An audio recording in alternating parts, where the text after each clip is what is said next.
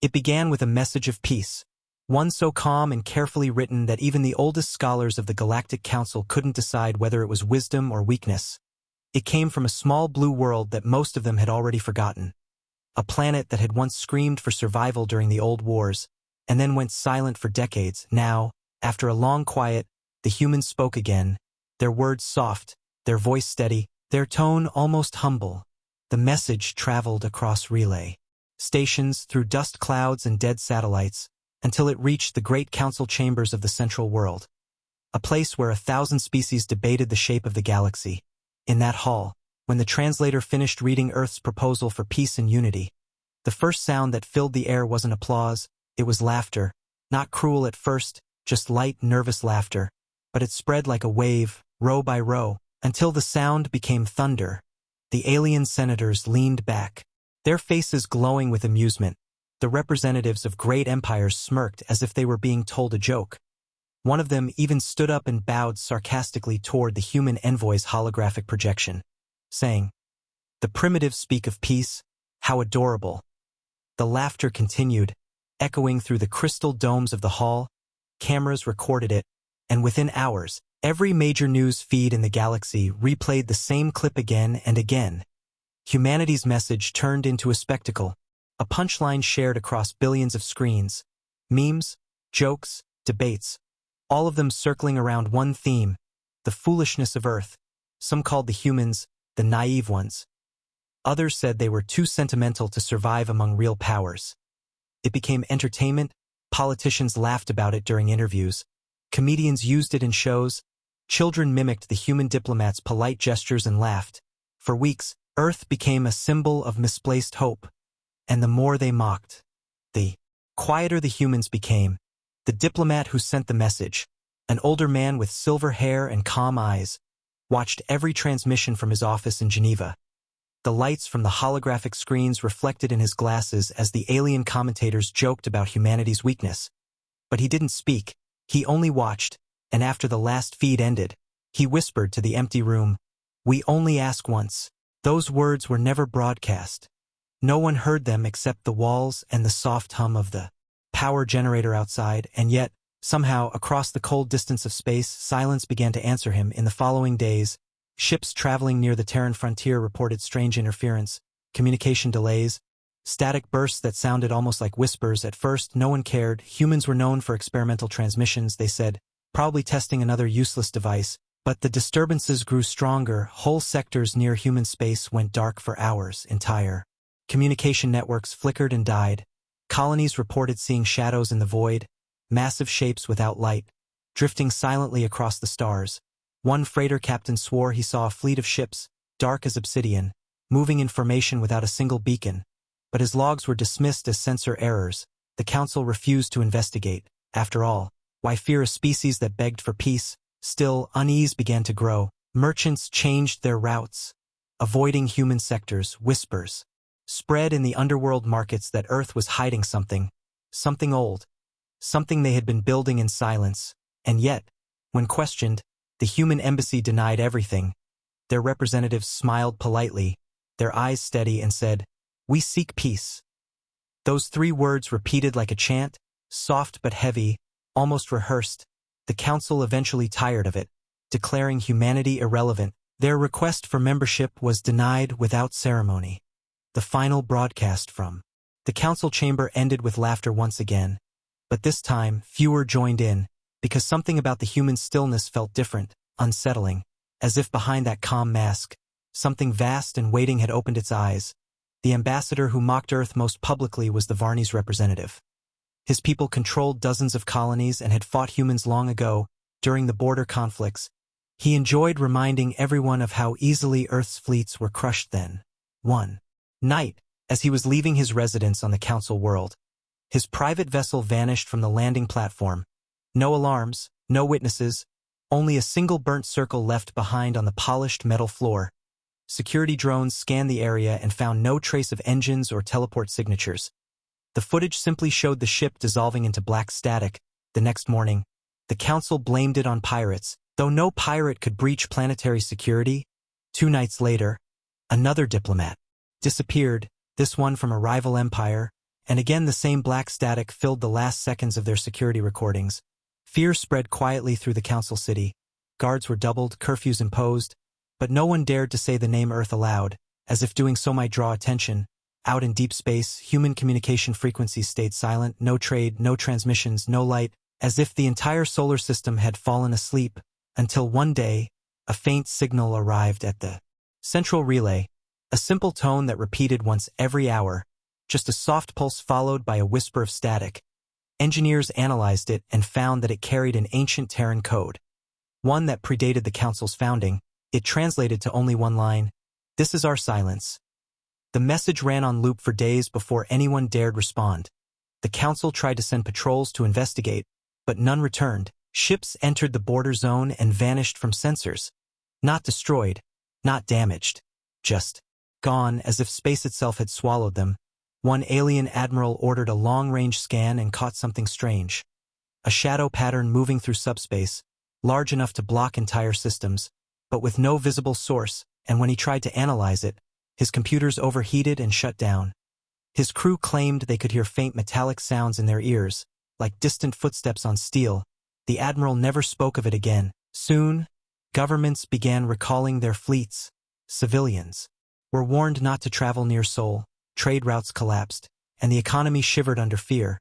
Yet the Council still refused to admit the possibility of human retaliation. They held another meeting, grand and loud, to prove they weren't afraid this time. The human seat at the end of the long table was empty. No projection, no envoy, just an empty chair and a silent feed. The Council speaker laughed awkwardly, trying to lighten the mood. "Perhaps they finally learned humility," he said, but his words fell flat. The silence that followed was so deep that even the air systems could be heard humming. Outside the great dome, the stars glimmered faintly, and some of them began to blink out, not vanish completely, just dim one by one, as if something vast and unseen was drifting between them. Later, reports confirmed that energy readings near those regions had dropped to zero, like lights turned off by an unseen hand. A small mining outpost near the edge of Council space sent a final transmission before losing contact. The message was only 4 words long: "They are here now." The Council dismissed it as an equipment failure, but the technician who received it swore that he heard a second voice whisper the same words inside his mind before the line went dead. Days turned into weeks, and fear grew like a shadow under the laughter. Media outlets began censoring any mention of human activity. But rumors could not be stopped. Smugglers claimed they saw entire stars vanish behind something black, as if an invisible curtain was closing over the galaxy. Scientists argued it was a natural phenomenon. Some said it was dust, others said it was myth, but those who had looked into the dark regions returned changed, their eyes distant, their voices trembling. They spoke of feeling watched, of hearing a heartbeat echo through space, of seeing ships without engines moving faster than light. Governments silenced them, but the terror spread anyway. Deep inside the human embassy on the Council world, a single figure still remained, the old diplomat who had once sent the message of peace. He sat in a dimly lit room, the glow of Earth's holographic crest shining faintly beside him. He listened to the silence outside, to the distant hum of fear, and finally spoke into the darkness. "You laughed," he said softly, "and we listened." The sound of those words seemed to ripple through the walls, as if the very air remembered them. On the other side of the galaxy, near a dead sector, a human listening post flickered to life, its sensors aligning toward the Council's heart. Deep within, operators wearing black uniforms watched the readings rise. One of them smiled faintly and whispered, "They're finally paying attention." In orbit above Earth, the shadow of something enormous passed across the moon, silent, unseen, but powerful enough to make the oceans tremble. The diplomat closed his eyes, and for the first time in decades, the stars above Earth shifted, hundreds of dark forms emerging from behind the planet's shadow, ships built without light, designed to vanish in the void, their hulls absorbing every signal, every whisper. For years humanity had been mocked for staying quiet, but what the galaxy never understood was that silence was their weapon, their shield, and now, their message. The same peace signal that had once been broadcast as weakness had hidden coordinates embedded inside it, coordinates of every Council ship that had mocked them, every base that laughed. The signal had marked them all, and the fleet now knew exactly where to go, across the cold distance of space. The humans didn't speak, didn't threaten, they simply moved, invisible and united. While the galaxy still laughed, Earth had been listening, watching, waiting, building, and now the silence between stars grew heavy with meaning, as if the universe itself was holding its breath. The message of peace was never meant to beg, it was a warning dressed as kindness, a test to see if the galaxy understood restraint. They failed, and now something ancient, something patient, had awakened beneath the surface of Earth's oceans. Deep metal structures rose from the seafloor, towers of black alloy older than any known civilization, their cores pulsing with quiet blue light. The diplomat's voice echoed once more through the void, recorded and replayed in hidden frequencies. We only ask once. And with those words, the stars themselves seemed to flicker in response. The galaxy did not know it yet, but the silence had already spoken louder than any declaration of war, and soon, every world that laughed would remember that night when the stars began to go dark, and how the humans, who once came offering peace, were not ignored. They were simply waiting for the right moment to reply. The laughter had faded, but its echo lingered in the halls of the Galactic Council, a ghost of arrogance that refused to die, yet somewhere between the empty stars, something else began to move. The silence that once felt peaceful had become heavy, alive, breathing through the void like a beast awakening from sleep. In the weeks after Earth's message, strange reports began to pile up, small at first, a missing scout ship, a broken beacon, then entire convoys that vanished without distress calls. Patrols sent to investigate never returned, and when they did, they came back changed, their crews pale and trembling, their eyes wide with something that could only be described as horror. The recordings they brought were scrambled, but fragments remained, flashes of movement, shadows passing between stars, signals repeating the same line again and again. We only ask once. But no one listened. The council dismissed it as human sabotage, propaganda, or technological failure. Still, fear crept like smoke through the corridors of power. Admirals whispered that perhaps humanity had not been sleeping. After all, scientists who once mocked Earth now hesitated before mentioning its name. Because in every dark corner of the galaxy, the same phenomenon was happening, communications dying, lights fading, as if the universe itself was holding its breath, and the silence had a rhythm to it, a pattern. It wasn't random, it was deliberate, coordinated, planned. Someone or something was turning off the galaxy, one system at a time, and always starting from the border closest to human space. On a mining moon near the Keltra Belt, workers were the first to see the impossible. The sky above their colony shimmered with faint reflections, like sunlight on water, except there was no sun. The stars were being swallowed by shapes too large to understand, silent, cold, moving as if guided by invisible hands. The colony foreman sent a distress signal, but no reply came. Hours later, a single message was found drifting through space. It said, "They watch us from the dark." Then nothing. When the rescue ships arrived, the colony was gone, not destroyed, not evacuated, just gone. Buildings left intact, lights still on, food still warm, but not a single living being remained, as if time itself had stopped and stolen them away. The council tried to suppress the news, but traitors carried the story from world to world, and soon the fear spread faster than any truth could contain. Markets crashed, religions revived prophecies of human vengeance. Old veterans of the first war against Earth began to drink again, their hands shaking as they remembered the silent way humans fought, the precision, the calm before they struck. And now the same silence was returning, multiplied, deeper, older. In the council chamber, they gathered again, trying to find an explanation. The room once filled with pride now smelled of fear, and for the first time in centuries, the lights flickered, the great dome above them. Once glowing bright, dimmed slightly, the council speaker, a towering being of silver skin, demanded answers. "Where are the Terrans now?" he asked, his voice echoing like thunder. But no one answered because no one knew. Their embassies were closed, their planets sealed, and every probe sent toward Sol disappeared. The only transmissions that ever came back were blank, save for a faint heartbeat-like pulse. Some said it was a malfunction, others believed it was a warning, a reminder that Earth was still listening, still waiting, still watching.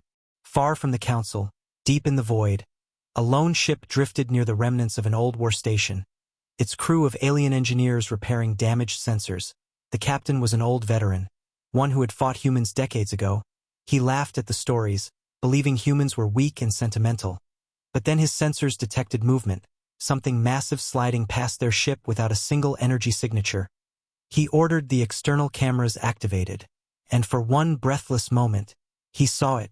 A wall of black metal, smooth, silent, and endless, stretching across the stars, hundreds of ships moving in perfect formation, their hulls absorbing light itself, and on one of them, the faint outline of a symbol glowed red. The old Terran insignia, half burned, half buried under the shadows. The captain froze, his mouth dry, his heart pounding. "That's impossible," he whispered. The crew tried to run, but before they could send a warning, all their lights died, and the transmission cut. All that reached the nearest relay station was a single frame of static showing a human figure standing on a ship's bridge, eyes cold, face calm, staring directly at the camera before the screen turned black. The council called an emergency meeting, panic spreading like fire. Entire civilizations were withdrawing fleets, closing borders, abandoning stations, yet still pretending they weren't afraid, pretending that the humans weren't returning. One ambassador, desperate to save face, called for a show of strength. "We should strike first, destroy them before they can rise again," he shouted, his voice trembling beneath his arrogance. But the moment he said it, every light in the council chamber flickered, and the sound of static filled the air. The holographic screens glitched, showing flashes of a human face. Calm, emotionless, eyes like stone. And then the same line echoed through the entire network. "We only ask once."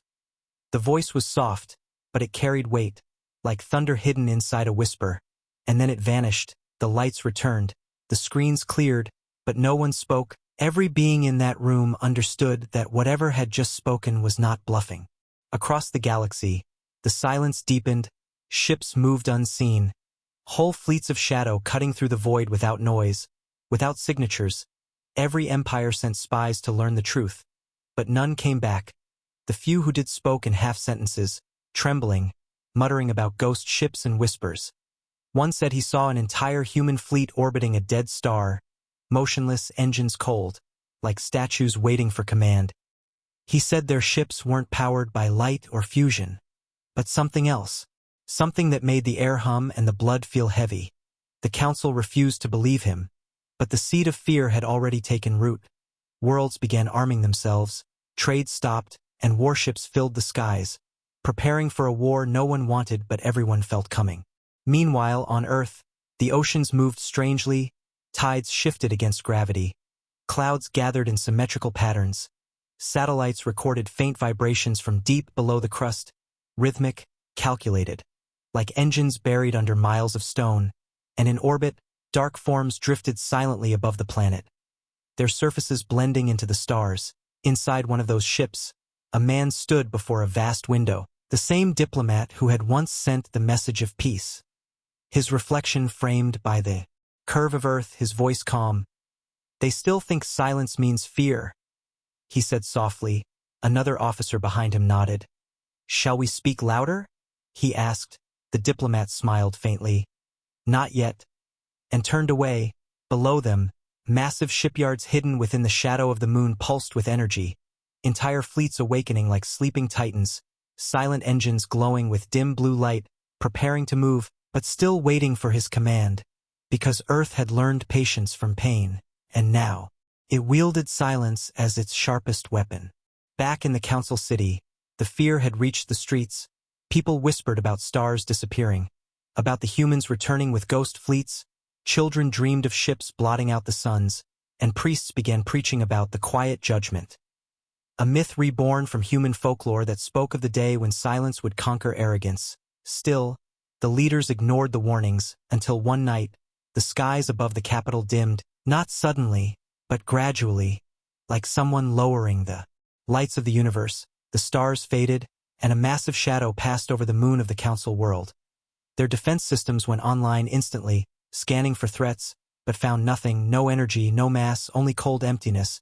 Then came a soft vibration, a pulse through the ground, and the power grid flickered.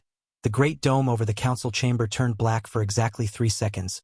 When the lights came back, Every communication tower on the planet had been disabled and carved into.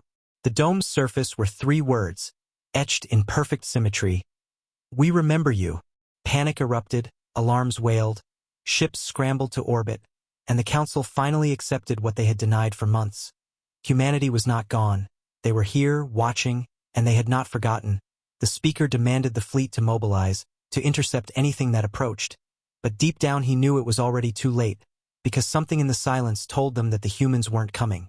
They had already arrived, and they were everywhere, invisible, patient, waiting, and as the night passed, the stars above the Council world blinked again, one by one, until the sky itself looked like an eye closing, and when the morning came, the entire galaxy finally understood that Earth's diplomacy had never been a plea for peace. It had been a warning in disguise, a quiet promise whispered across the stars, and now, that promise was being fulfilled in perfect, terrifying silence.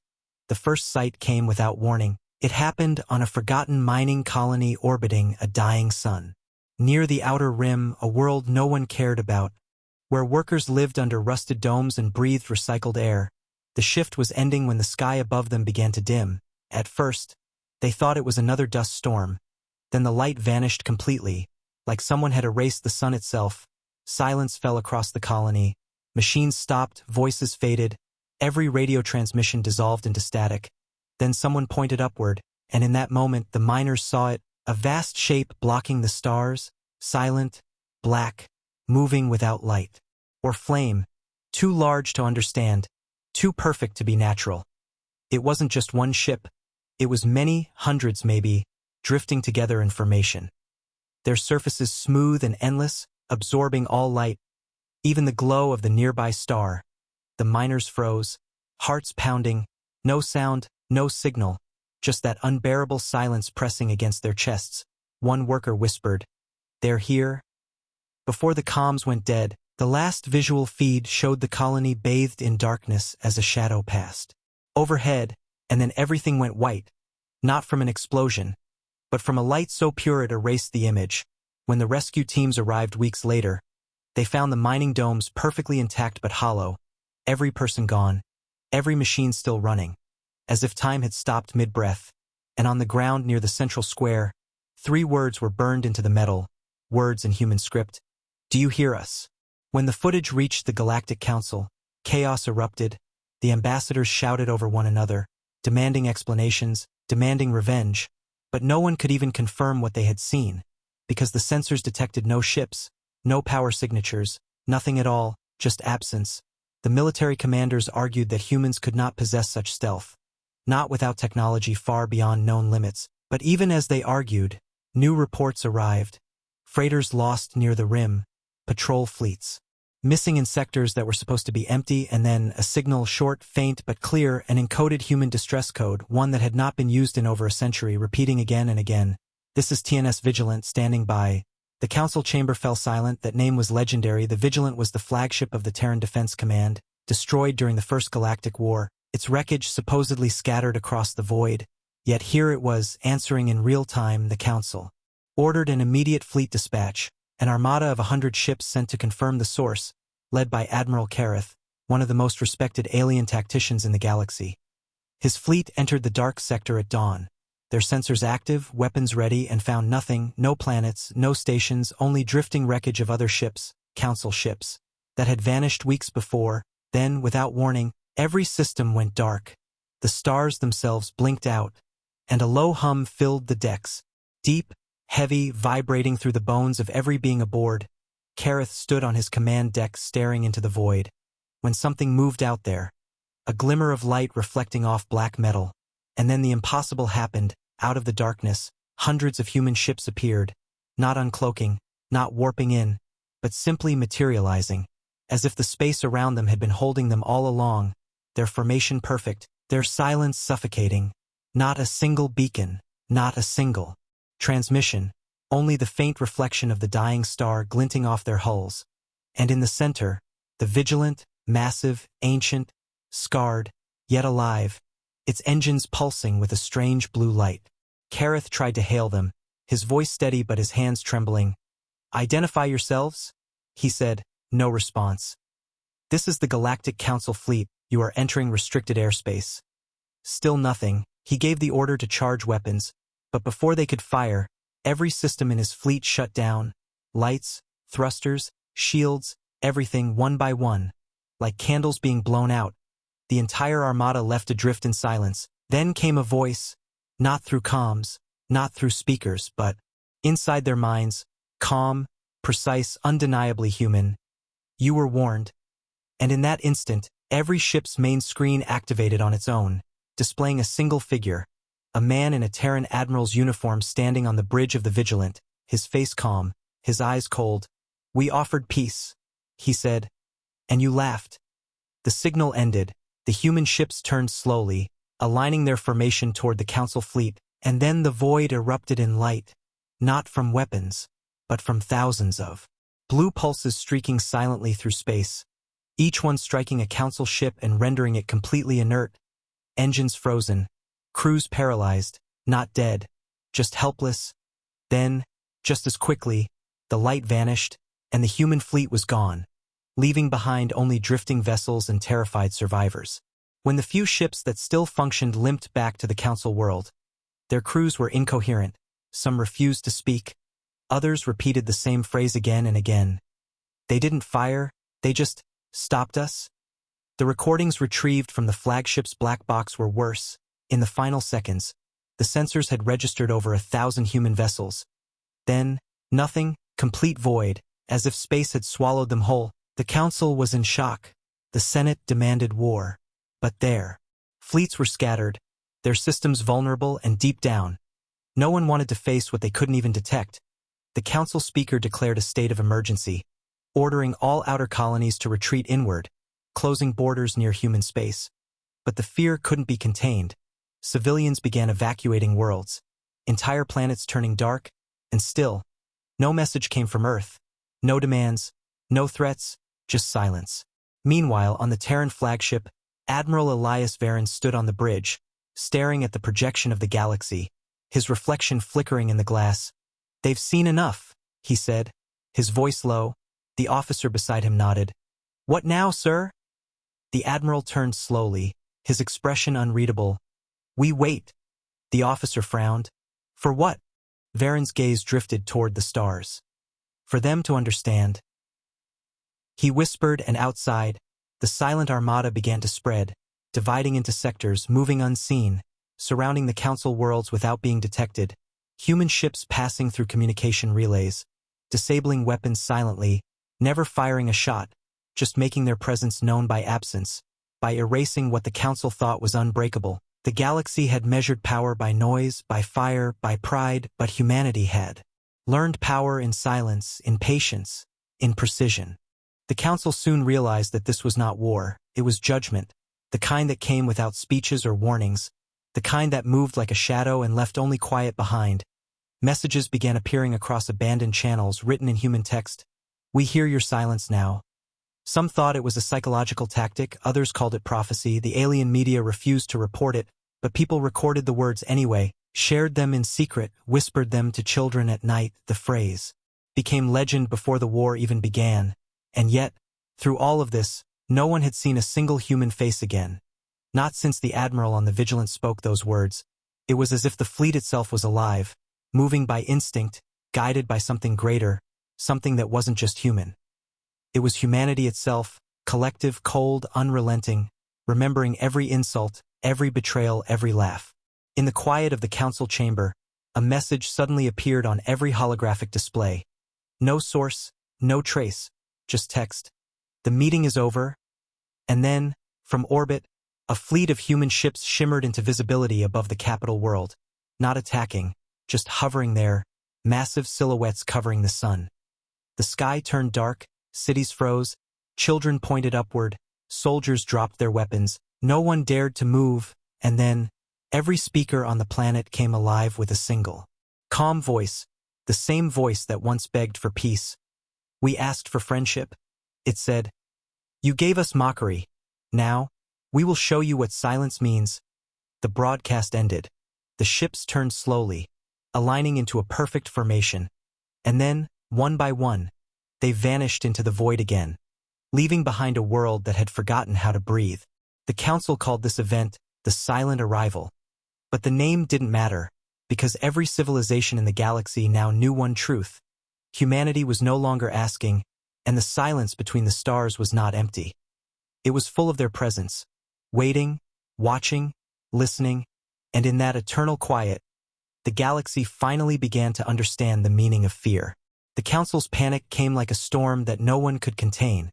It started with trembling voices on open channels, admirals, shouting over one another, demanding answers that didn't exist, as the chamber filled with chaos. The once proud representatives of the great empires looked smaller than they had ever been. The lights above them flickered again. A subtle pulse that made the room feel alive, as if the air itself was listening. The speaker of the council pounded his clawed hand on the table, his voice cracking as he shouted, "Enough fear, humans cannot hide from us, we will find them and end this nonsense." But, even his tone carried doubt. No one could deny what they had seen. Fleets erased without battle, stations vanishing mid-signal, worlds falling into silence, one by one, like candles in a cold wind. The council tried to act as if control remained, declaring emergency protocols, mobilizing entire sectors, but deep inside their hearts, the leaders knew this was not war. It was reckoning, quiet, precise, and unstoppable.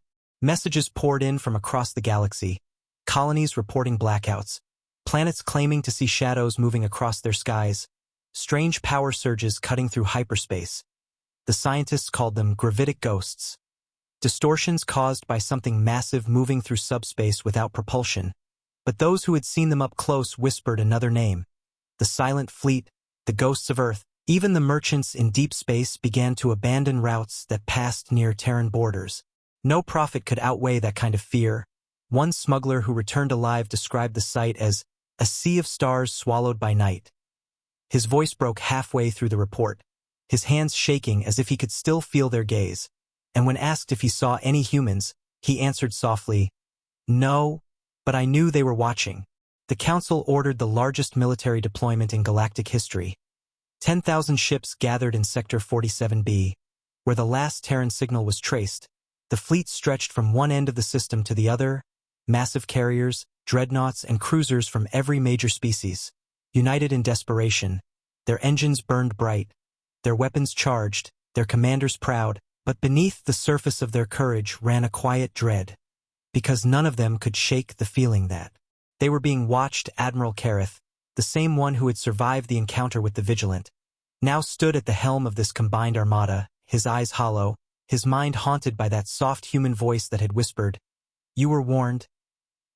He knew they were not ready, not truly, but pride demanded the illusion of control.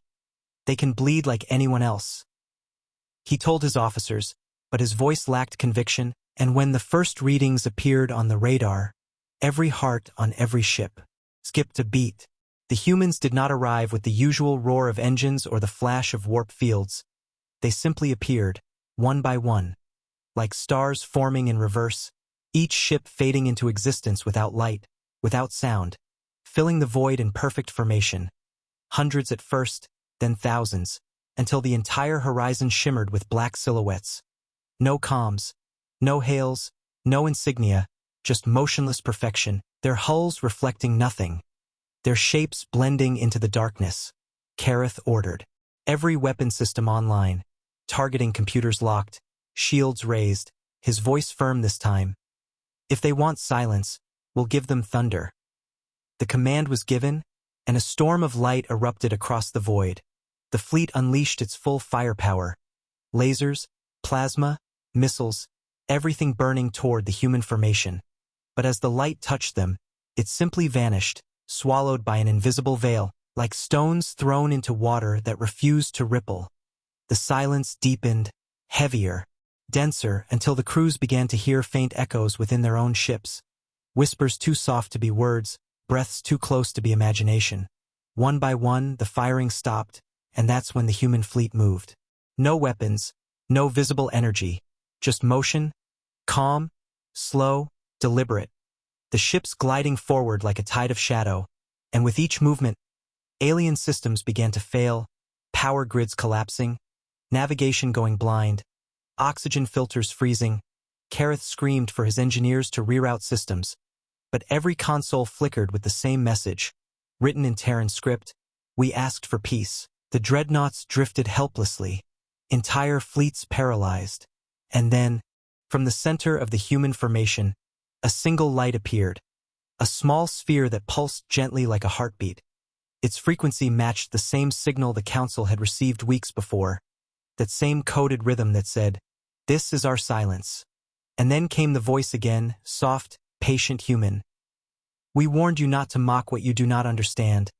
And the light expanded, not as fire, but as calm illumination spreading through the void, touching the alien ships one by one, shutting them down completely without damage, leaving them drifting among the stars, powerless, watching as the human fleet turned and vanished into subspace, as silently as it had come.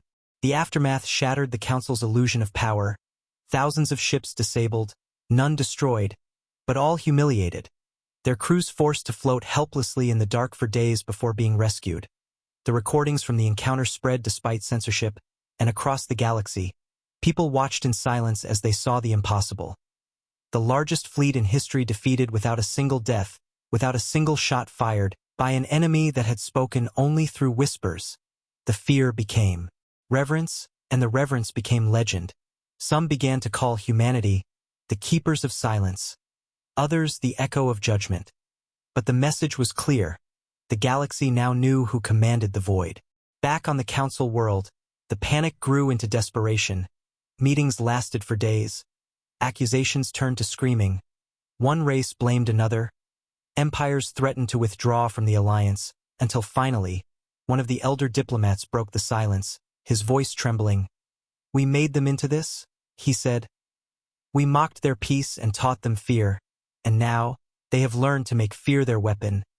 The room fell quiet for the first time in ages. No one laughed, no one argued. They just listened to the echo of those words, because deep down they knew he was right. The humans had never been monsters. They had been patient, hurt, and waiting, and now they were reminding the galaxy of what happens when patience ends. On Earth, far from the chaos, the same diplomat who had once stood in the Council chamber watched the reports in silence, his wrinkled hands resting on the railing as the blue light of the oceans shimmered below. He had no joy in victory, no satisfaction, only a quiet sadness. They never listened. He whispered. Beside him stood Admiral Varen, his face illuminated by the glow of Earth's defense grid. "Should we continue?" he asked softly. The diplomat closed his eyes, remembering the laughter, the mockery, the arrogance. "Not yet," he said. "Fear is speaking for us now." And in orbit above them, thousands of ships hung in perfect formation, motionless, their lights dim, waiting for a word that had not yet been given. The galaxy trembled in silence, and somewhere in the endless dark, a truth began to take shape. That Earth had not returned for war, but to teach the stars the language they had forgotten, the language of consequence, spoken not with fire, but with silence. The silence that followed the battle was heavier than any sound the galaxy had ever known. It clung to the air like mist, pressing down on every living soul, every empire, every planet that had once mocked the name of Earth. Across the void, distress calls echoed without answers. The Council's grand fleet drifted powerless in the dark, engines cold, weapons silent, their crews staring at the endless black where the Terran armada had vanished. Some whispered prayers, others sat in stunned disbelief. Their pride shattered, their understanding of power rewritten, because what humanity had done was beyond war. It was art, precise and merciless, a message carved into the silence itself. The galaxy had laughed at peace. Now it was learning the cost of mockery. On the Council world, panic had turned to paralysis. The great chambers were empty, corridors filled with abandoned datapads and scattered robes. Diplomats who once shouted over one another now avoided even speaking aloud, as if sound itself had become dangerous. The Speaker of the Council sat alone under the dim light of the assembly hall, his hands shaking as he stared at the holographic projection of the disabled fleets, his voice a hoarse whisper. "They could have destroyed us, but they didn't," and that truth hurt more than defeat, because mercy from the humans was worse than annihilation. It meant they were in control, it meant they had chosen to spare them, and that kind of power was something no empire could fight against. In the shadows of that broken pride, a new voice began to rise among the council members. Admiral Kareth, once confident, now hollow-eyed, stood before what remained of the ruling committee. "We cannot fight ghosts," he said quietly. "They strike where they wish and vanish before we even know where to look. This is not a war, this is a judgment, and we are the ones being measured." But even as he spoke, he knew it was already too late, because the galaxy was beginning to change. Trade routes rerouted themselves away from human sectors, colonies declared neutrality, even pirates vanished into silence. Rumors spread that human ships had been seen in systems light years apart within seconds, impossible by any known science. Some said Earth had found a way to bend space itself, to fold reality into silence. Others said they had made a pact with something older than the stars, but whatever it was, the result was the same. The galaxy no longer laughed. And yet, in that quiet dread, the humans did something no one expected. They reached out again. One morning, every planetary network lit up with a transmission from Earth. No threats, no demands, just the same calm voice from the beginning, the same diplomat, his tone steady, sorrowful. "We do not seek destruction, only understanding," he said. "But you have mistaken our patience for weakness, our silence for surrender. We will not ask again." The broadcast ended, leaving every world in a stillness that felt like eternity, and for the first time in history, the council did not mock, they did not laugh, they simply listened, because they knew what followed next would decide the fate of everything they had built. Fleets were recalled, armies fortified homeworlds, even the arrogant Varney's empire, the loudest mockers of humanity, sealed its borders in fear, their skies filled with battleships, their leaders declaring that no human vessel would ever enter their system. But when their sensors scanned the dark side of their moon, they found something that froze their hearts. A shadow the size of a continent, perfectly still, silently hovering above them. And in the next moment, all their defense grids shut down at once. Their ships powered off, their communication lines went dead, and every screen in their capital city displayed one sentence, glowing in pale blue light: "Peace was your choice, not ours." The panic that followed turned into hysteria. People fled into the streets. Ships tried to leave orbit only to find their engines frozen mid-launch, their systems unresponsive, and then, without a single weapon fired, the shadow moved away, leaving behind a world terrified by something they could not touch, not even see clearly. The Varney's emperor ordered a full surrender broadcasted across the galactic net, begging for mercy from Earth. But no response came. The transmission hung unanswered.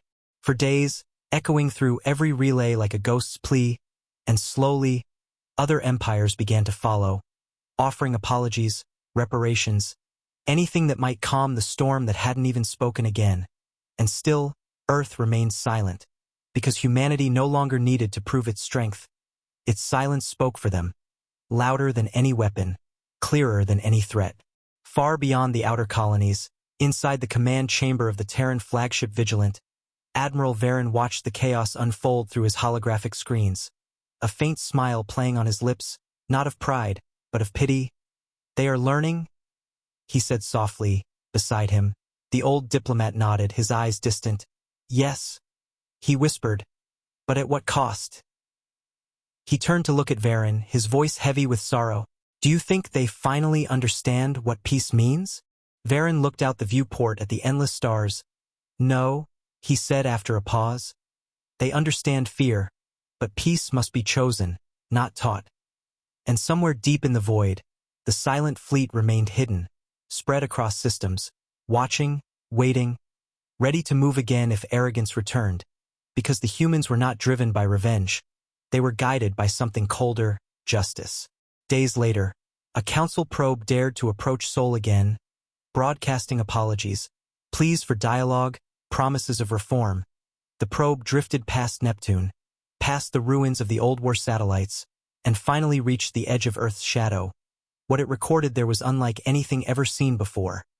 A ring of black structures encircling the planet, thousands of ships motionless, their surfaces covered in glowing inscriptions that pulsed with faint blue light.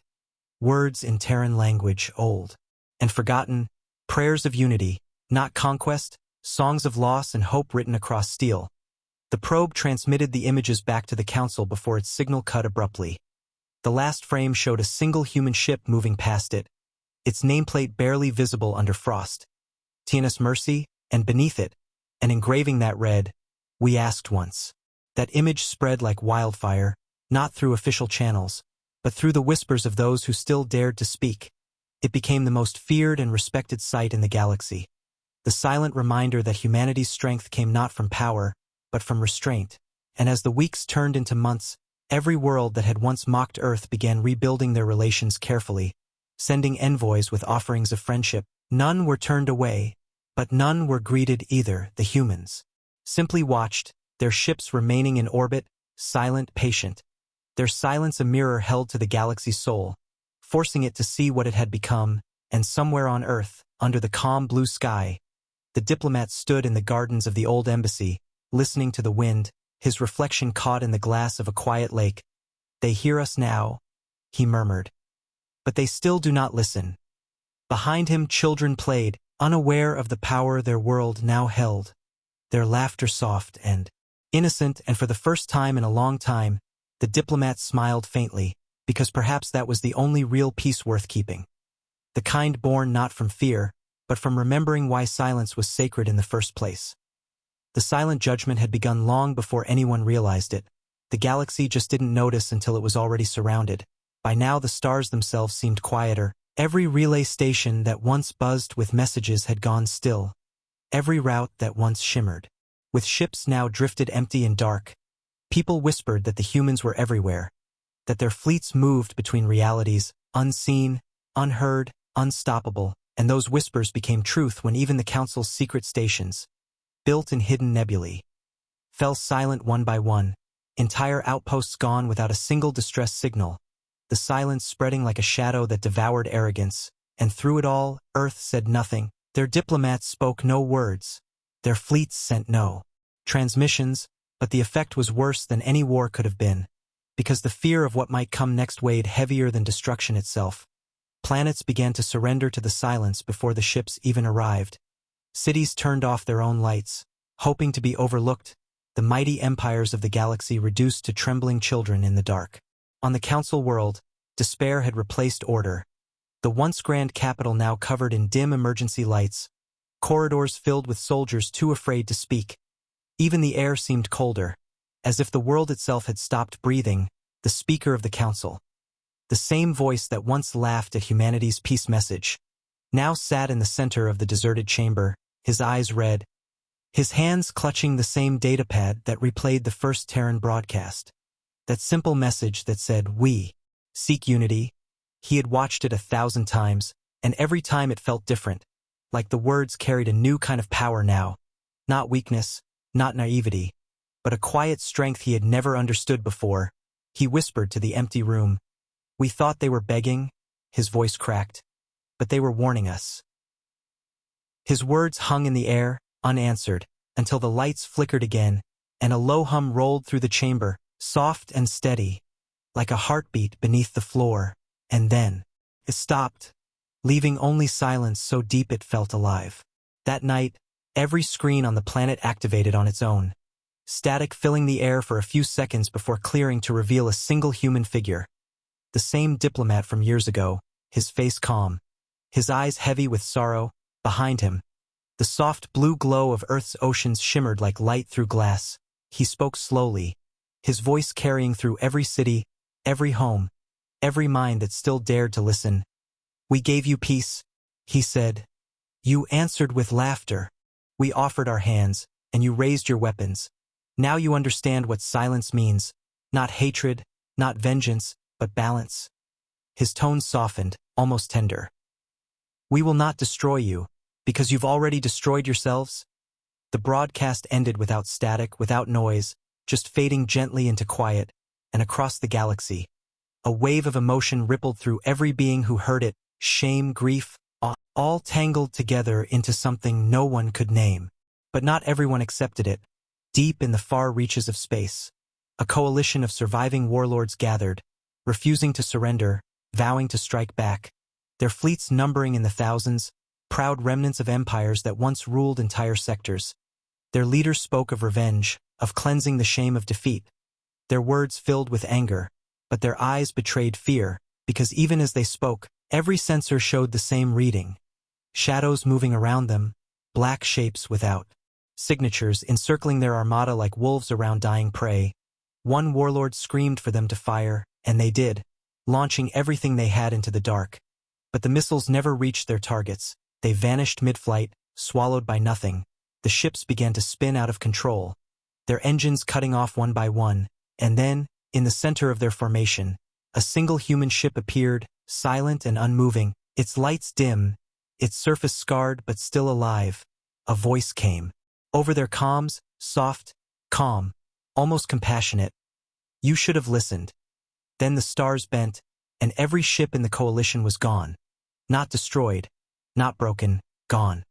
Their space empty as if they had never existed at all. Back on Earth, Admiral Varen stood in the observation chamber of the Vigilant, the fleet behind him like a sea of sleeping giants, thousands of ships drifting in perfect alignment, their hulls reflecting the faint blue light of Earth below.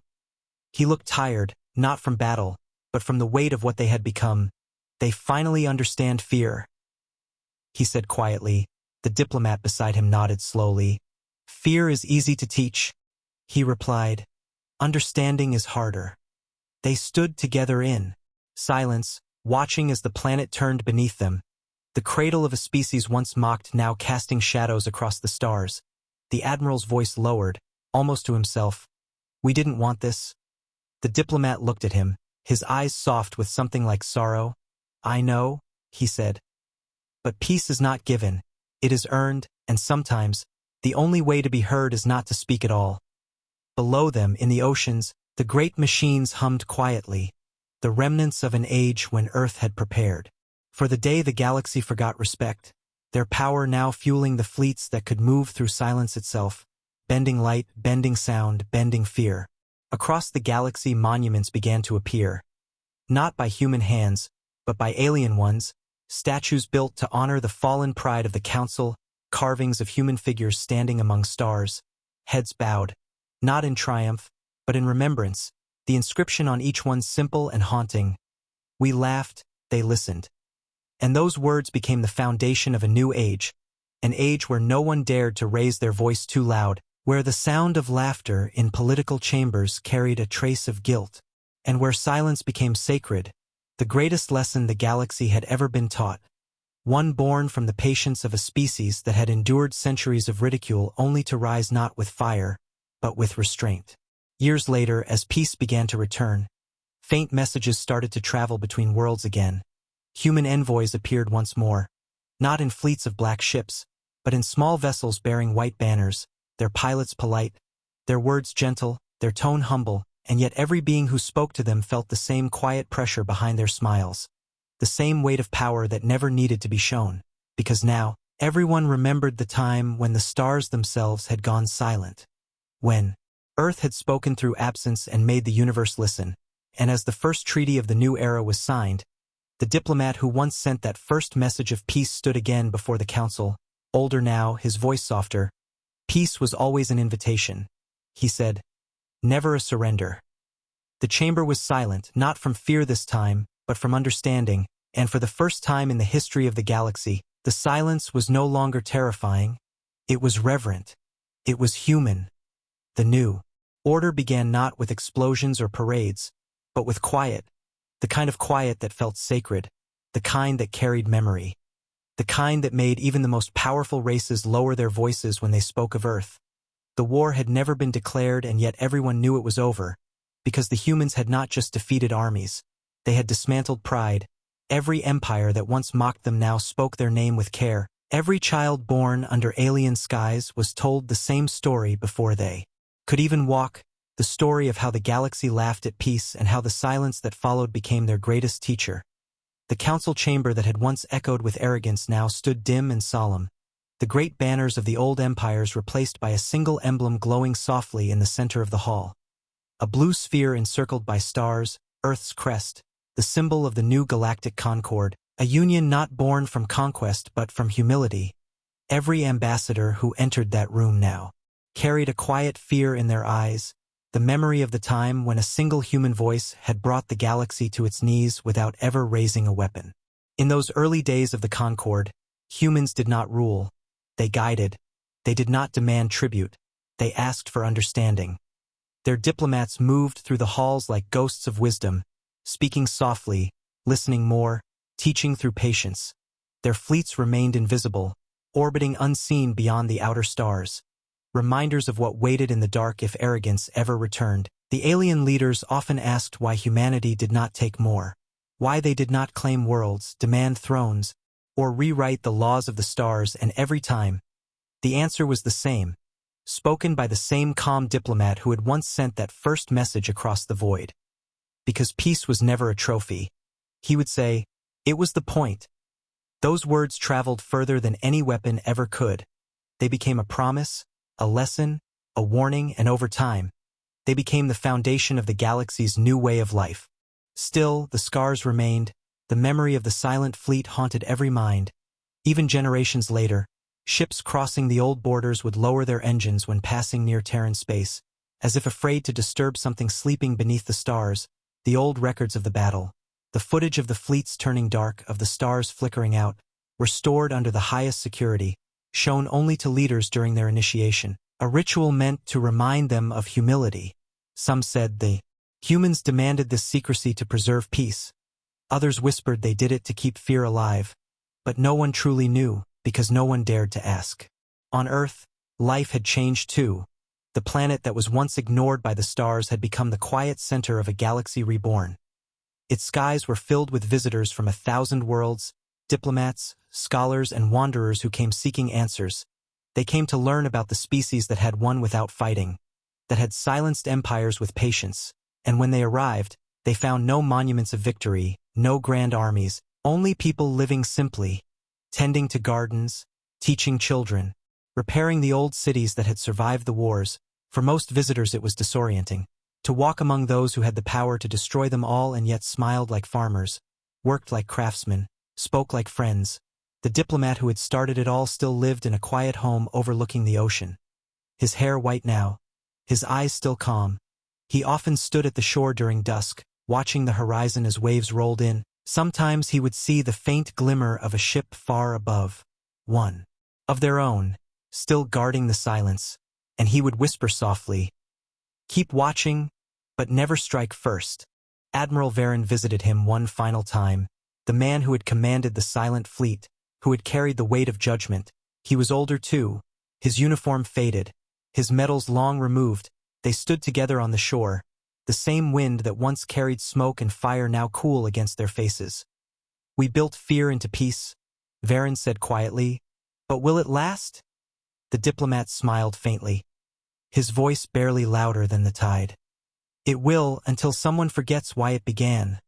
Varen looked out at the sea, his reflection shimmering on the waves. "And if they forget?" he asked. The diplomat's gaze stayed on the horizon. "Then we remind them," he said. "Not with war, but with silence." They stood there for a long time, saying nothing more, and when the night fell, the stars above flickered gently, each one a reminder of the voices that once mocked and now listened. Far away on the council world, a new generation of leaders gathered for their first summit. They stood before a monument of glass and light. At its base, engraved in every known language, were the final words ever spoken by the first human diplomat to the council. The words that had ended the age of arrogance and begun the age of quiet. It read, "We asked once, and once was enough." The young leaders bowed their heads, not out of fear, but out of respect, because in their hearts they knew those words were not a threat. They were a covenant, a reminder that peace, like silence, had to be earned every day. And when the session began, for the first time in centuries, the galaxy's leaders spoke in calm voices, no shouting, no laughter, only measured words. And as the debate unfolded, someone glanced upward through the great dome of the hall, where a faint shimmer moved across the sky, a shape too far to see clearly but unmistakable in form, the shadow of a Terran ship watching from above, silent, patient, eternal. On that day, the galaxy took its first true breath of peace, the kind that doesn't come from fear but from understanding. And though no one would ever say it aloud, they all knew the truth written across the stars. The silence that once terrified them had become their salvation. Humanity had not conquered them, humanity had taught them, and as the worlds turned quietly under the endless night, one constant truth echoed across the void, passed down from one generation to the next. Never mistake Earth's silence for weakness, for when the humans arrive in quiet, the stars themselves hold their breath, and the galaxy listens.